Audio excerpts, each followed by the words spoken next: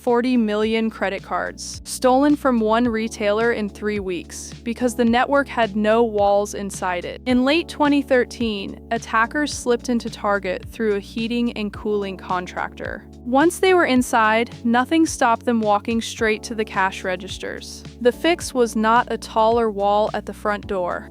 It was one architectural choice about where you place a single box that decides whether a hacked thermostat can ever reach your payment system. Hey everyone, Michael here. This is Objective 3.2, Secure Infrastructure. The whole domain comes down to one habit. You group your systems into zones by how much you trust them, and then you control every single crossing between those zones. Your internal network is the trusted zone. The public internet is the untrusted zone, and anything a stranger has to reach lives in a guarded zone between the two. I'm Kai, and here's why that habit pays, in one number. On a flat network, one compromised device can reach every other device, so your blast radius is 100%. Segment it into zones, and a foothold in the least trusted zone reaches almost nothing. This is May, and there's a picture that makes it click. Think of a castle, but the smart version. It isn't one thick outer wall, it's an outer wall, then a courtyard you're allowed into, then an inner keep almost no one reaches. That courtyard is the piece the exam calls the screened subnet. Let me put the classic shape on the board so the zones stop being words. There it is, and read it left to right. Your internal workstations, the trusted zone, sit on one side. The internet, fully untrusted, sits on the other. In the middle, fenced by a firewall on each side, live the servers the public has to reach. Web, mail, a public gateway. And that middle strip is the screen subnet, the modern name for what everyone still calls the DMZ. The beauty of it is the asymmetry. The internet can reach the mail server there, but the mail server cannot reach back into your internal network on its own. So even if an attacker owns that public server completely, they're stuck in the courtyard. The inner wall never opened for them. Which is exactly the wall Target never built. Their vendor systems and their payment terminals sat on the same flat space, so one stolen contractor login reached the registers in 1,700 stores. The attackers moved sideways, machine to machine, because nothing inside ever stopped them. A screen subnet is the wall that turns one breach into one contained mess, instead of a company-ending headline. So say the rule as a rule. Device placement is the whole game. You do not just ring your network with one firewall. You place a control on every boundary between two trust levels. Let me draw the flow because the order of the boxes is the exam answer. Untrusted internet hits the outer firewall first. That firewall opens only the public services into the screen subnet. Then a second, tighter firewall sits between that subnet and your trusted internal network, and it opens almost nothing. 2 gates, 3 zones. And here's the term that ties to it: attack surface. Every service you expose in that subnet is a door someone can knock on. So you minimize it. One open port that has to be there beats 5 open ports because nobody turned 4 off. An unsupported operating system or a default password is surface 2. May, you've been holding the question the comments always ask here, so bring it in. Happy to, because it steers the whole topic. People keep asking, isn't the DMZ dead now that everything lives in the cloud? Honestly, no. The name changed to Screen Subnet, and the walls just moved. You still keep public-facing things off your crown jewels. So zones and placement are the frame for the whole objective. If you want to drill this with real exam questions, we host free practice sets at certs.professorerica.com, sorted by objective. Next, we go inside the box itself, because not all firewalls read the same part of your traffic.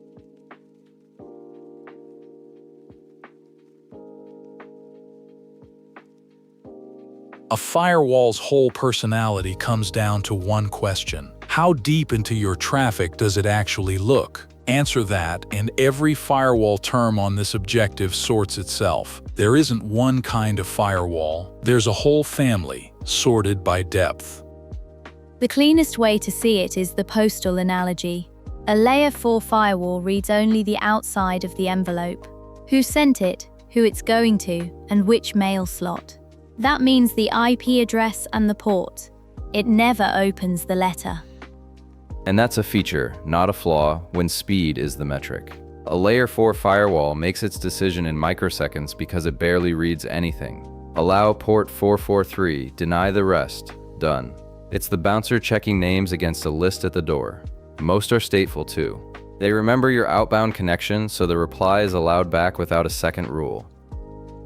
A Layer 7 firewall opens the envelope and reads the letter. It sees the actual web address you requested, the application you're using, even the content. So it can allow you to reach a site, but block the file upload inside that same connection. That's also how a content filter blocks one streaming site while your email keeps flowing on the very same kind of connection.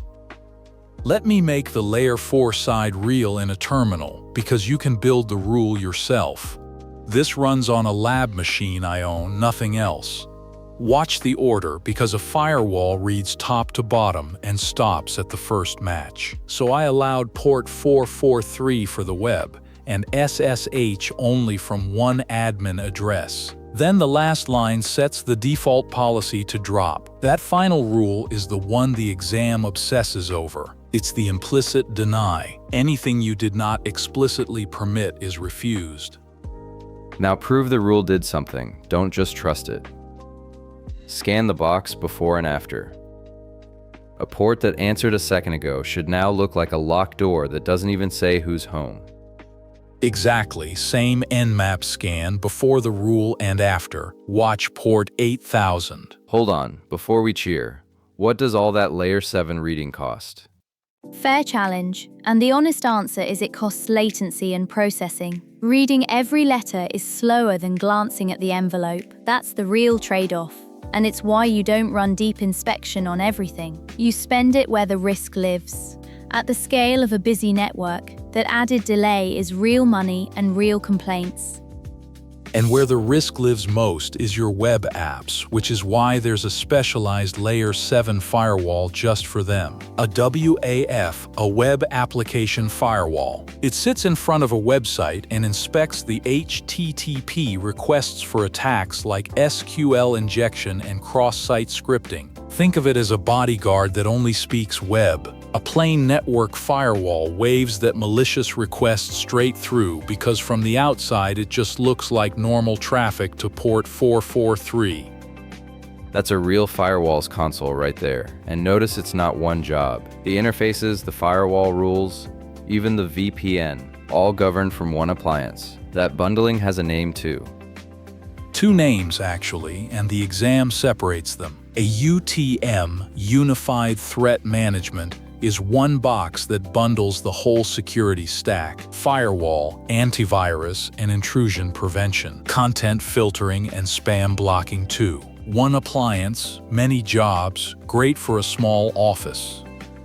And an NGFW, a next-generation firewall, is the enterprise cousin. It keeps the stateful firewall, but adds application awareness and a built-in intrusion prevention engine. The tell on the exam is the phrase application awareness. If a firewall knows which app the traffic belongs to, it's next-gen. It can even tie a rule to a person, not just an address. So a policy follows the user instead of the machine. So sort them by depth and you can't miss. Layer 4 filters the envelope. Layer 7 and the WAF read the letter. UTM bundles the toolbox, and the NGFW adds the brain. Now the harder question: what watches the traffic a firewall lets through? One thing before the next part, and then we move right on. If any of this is clicking, tap that like, hit subscribe, and ring the bell for the next one. It takes a second, it costs nothing, and it helps more than you would think.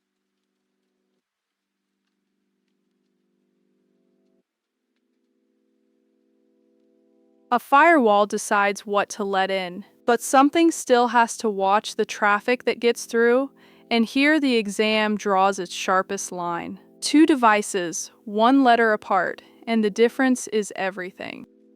IDS versus IPS. detection versus prevention. And the way to never confuse them is the security guard analogy. An IDS is the guard watching the camera feed. He sees the break-in and radios it in, but he's in another room. He cannot grab anyone. And an IPS is the guard standing in the doorway. He sees the same threat, but he can physically stop it in the traffic path right now. Detection radios for help. Prevention slams the door itself. One is a witness. The other is a bouncer.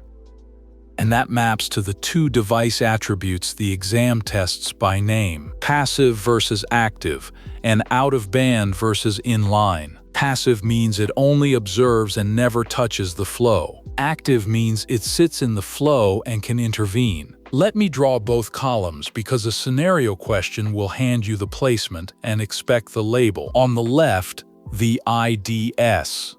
It's passive, and it sits out of band. It reads a copy of the traffic, mirrored to it from a network tap or switch's span port. Because it only sees a copy, it can never slow real traffic down and it can never break it. On the right, the IPS, active and inline. Every packet passes through it on the way in so it can drop the bad ones. That's the power. But read the bottom row, because that power has a bill attached. The bill is that an inline device is now a single point in the road. If it chokes on a bad rule, it can block your own good traffic. And if the box itself dies, you've got a decision to make that has a name. That's why teams often put the IPS on a bypass switch, or run two of them as a pair so one failing never takes the whole link down. Let me ground the whole watching side in a rack for a second, because sensors are physical. That decision is failure mode, and it's a guaranteed exam item. When an inline device fails, does the gate stand open or slam shut? Kay's been sitting on the sharp version of this. Go ahead. Here's what I keep tripping on. When an inline IPS dies, does the traffic stop dead, or does it keep flowing past the failed box? It depends entirely on how you set it, and that's the whole point. Fail open means on failure it passes traffic through unfiltered. You keep the business running, but you're briefly unprotected. Fail closed means on failure it blocks everything. You're safe, but you might be down. The same words show up on physical doors. A fire exit fails open so people can escape. A vault fails closed so nothing walks out. And the way to remember which to pick is to ask what you're protecting. A hospital that must keep running usually fails open. Availability wins. A bank vault network usually fails closed. Better dark than breached. The right answer is whatever the scenario values most. And one detail ties it back to target. Their sensors did fire. The monitoring flagged the malware, and a human ignored the alert. Detection is worthless if nobody acts on it. A sensor is only as good as the response behind it. Those sensors feed a central collector, usually a SIEM, where alerts get correlated. But the smartest sensor on Earth cannot force a tired analyst to click the alarm. So detection watches a copy and stays safe. Prevention blocks inline and takes on risk. Which one you deploy first at the perimeter of a real network is a genuine fight. Let's have it.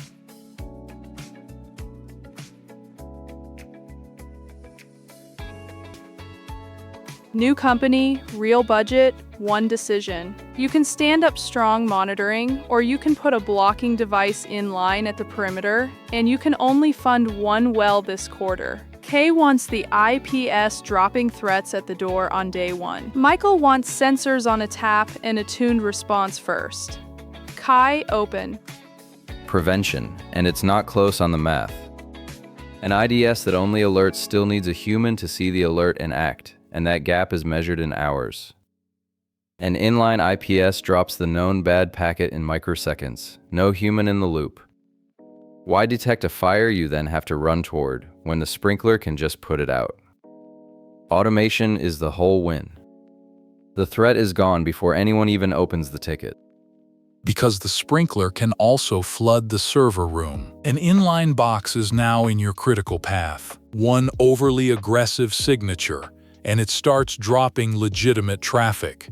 Your own customers. Your own payroll run. I've watched a misconfigured IPS take down a checkout system on a Friday. That outage was self-inflicted and no attacker was even involved. Hold there, Michael. Put a real cost on it. What does a tap and tune approach buy you that going inline doesn't? Visibility with zero downside. On a tap, I see every attack against me and I can't break anything doing it. I tune my rules against real traffic for weeks, learn exactly what's normal, and only then do I promote the confident rules to blocking. I earn the right to go inline instead of gambling on it. You wouldn't hand a new hire the master shutoff valve on day one. Same logic on the wire. Detection is also how you learn what normal even looks like before you start blocking. Weeks of tuning is weeks the door stays open. Detection didn't save target. Target proves my point, not yours. They had the alert. The failure was the response, not the sensor. Adding a device that can auto-block would not have fixed a team that ignores its own console. You can't automate your way out of a broken process. Kai, name the honest cost of your side before I rule. What does an inline IPS demand that a tap never does? It demands a failure plan, fail open or fail closed, and it demands tuning discipline, so I'm not the one causing the outage. Fair, it's real work. But it ends with threats stopped at the wire instead of emailed to someone who might read it Monday. I'll take that work every time if the block happens without me in the loop. Here's the ruling, and the objective settles it cleanly. These aren't rivals, they're layers. The standard answer is both, in order. Deploy the IDS on a tap for full visibility, tune against real traffic, then promote to an inline IPS for the known bad you're certain about. Kai's right that prevention is the goal. Michael's right that you earn it before you trust it. One word in the stem decides it. If a question says the tool must block or stop an attack, it's an IPS, inline and active. Watch for the words monitor, detect, or alert. If the tool never disrupts traffic, it's an IDS on a tap. The verb tells you the box. Watch the placement clue too. A device hanging off a span port or a tap is passive by design, so it can only be an IDS. Prevention stops the threat and detection keeps you honest. A mature network runs both, with a plan for when the inline box fails. Now, the appliances that make all of this real.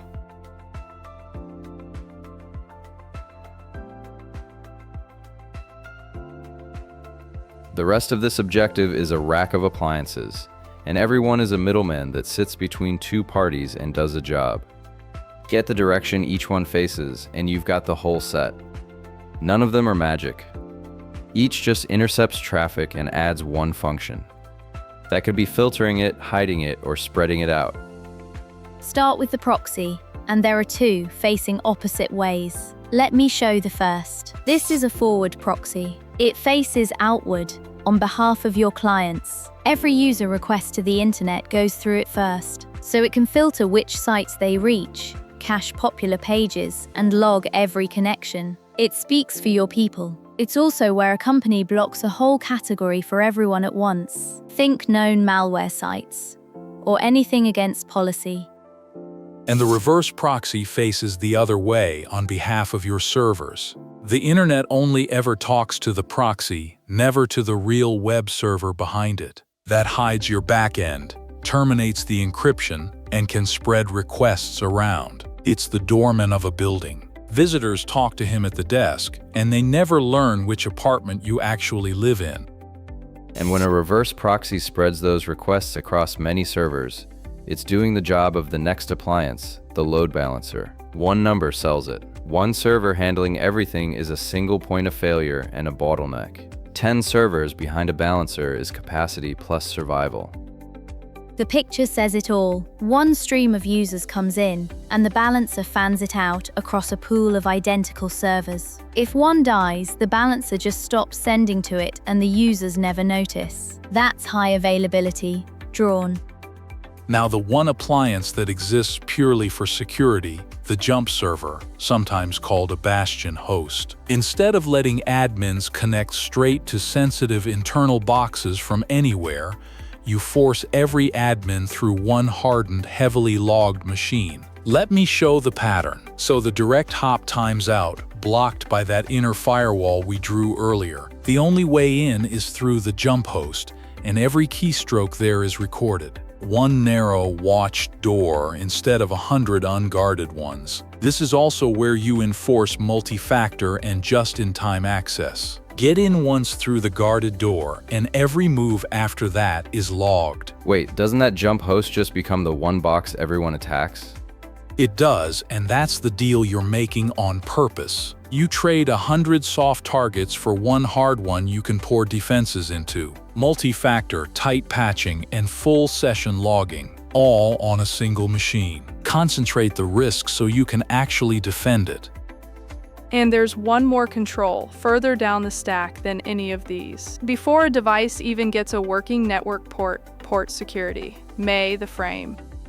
This is 802.1x, and it's the bouncer for the physical jack. When a laptop plugs into a switch port or joins the Wi-Fi, the port stays dead until the device proves who it is. No valid identity, no network. It authenticates the device before it hands out a connection. This is network access control at the very edge, and it stops the stranger who walks in and plugs into a conference room jack. A camera or a printer proves itself with a stored certificate instead of a person typing a password. And the exam wants the 3 roles in that handshake. The supplicant is the device asking in. The authenticator is the switch or access point holding the door. And the authentication server, almost always RADIUS, is the brain that actually checks the credentials. The language they all speak is EAP. Supplicant asks, authenticator relays, RADIUS decides. EAP is just the envelope the whole conversation rides in. Memorize those 4, and 802.1x is a free point. And a failed check doesn't only deny, it can drop that port into a limited guest zone with no path to anything that matters. So proxies face 2 ways, and the balancer keeps you up. The jump host narrows the door, and 802.1x checks ID at the jack. Last piece, how do you connect all these zones safely across an internet you don't trust?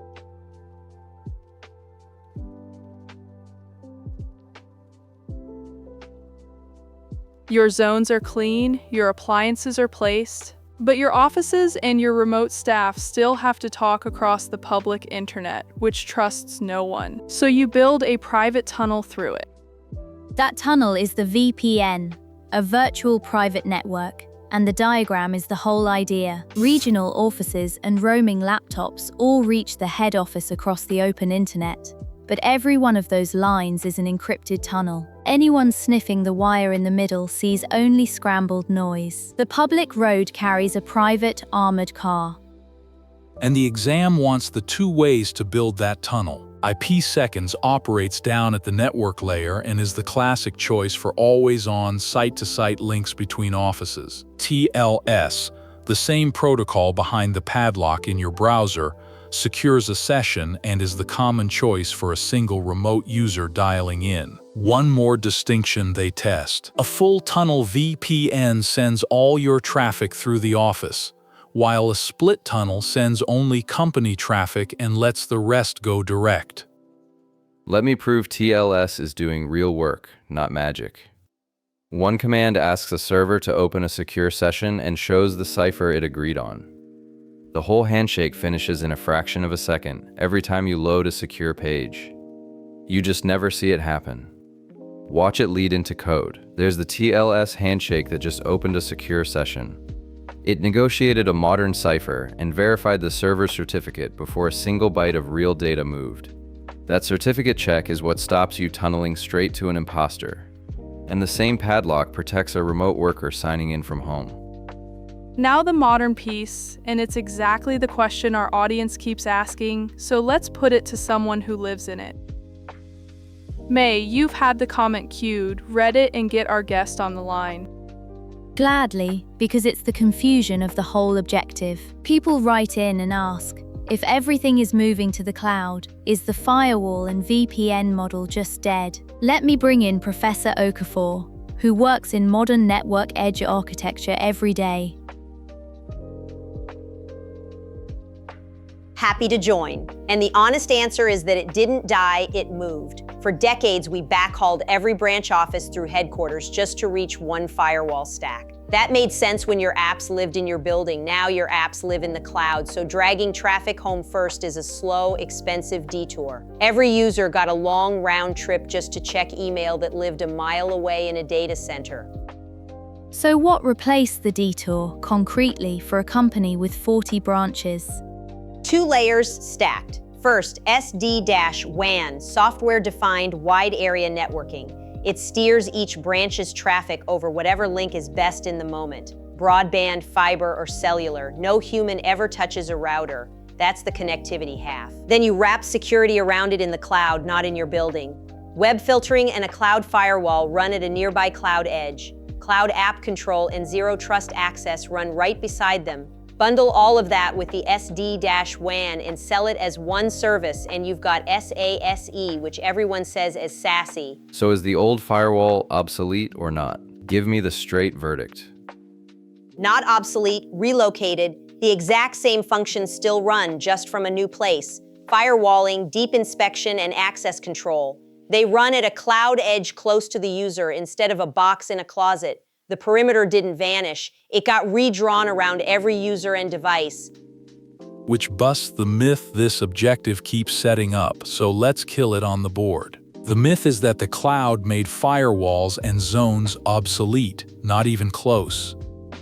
Thanks for the line, Professor. If you carry one idea out of this whole objective, make it this. Security architecture is placement. Put the right control on every boundary, whether that boundary is a wire in your building or a cloud edge near your user, and match the tool to the layer it reads. Get placement right, and half of network security takes care of itself.